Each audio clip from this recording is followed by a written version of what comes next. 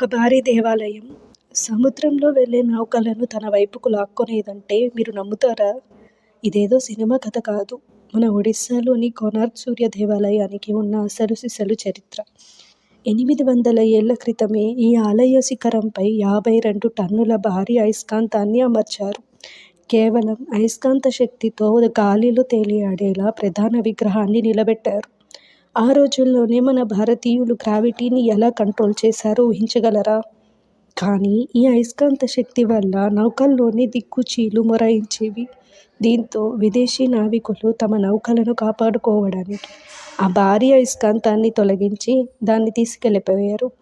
ఆ ఒక్క రాయిని తీయడంతోనే మొత్తం ఆలయ నిర్మాణం కుప్పకూలడం మొదలైంది. అసలు మన పూర్వీకుల టెక్నాలజీ అంటే ఏంటో తెలుసా? ప్రకృతిని నాశనం చేయకుండా ప్రకృతిలోని శక్తులను అయస్కాంతం, సూర్యరశ్మి, శబ్దం వాడుకుంటూ అద్భుతాలు సృష్టించడం. ఈరోజు మనం వాడుతున్న రిమోట్ సెన్సార్లు, మ్యాగ్నెట్ క్రేన్లు కంటే కొన్ని వేల ఏళ్ల ముందే మన వాళ్ళు వీటిని ఆలయాల్లో వాడారు. మన పూర్వీకుల మేధస్సుకి కోనార్క్ ఆలయం ఒక నిదర్శనం. మరి ఈ అయస్కాంతం ఎక్కడ ఉందో మీకేమైనా తెలుసా? కమెంట్ చేయండి. మరిన్ని ఆధ్యాత్మిక విషయాల కోసం దైవదీప్తిని సబ్స్క్రైబ్ చేసుకోండి.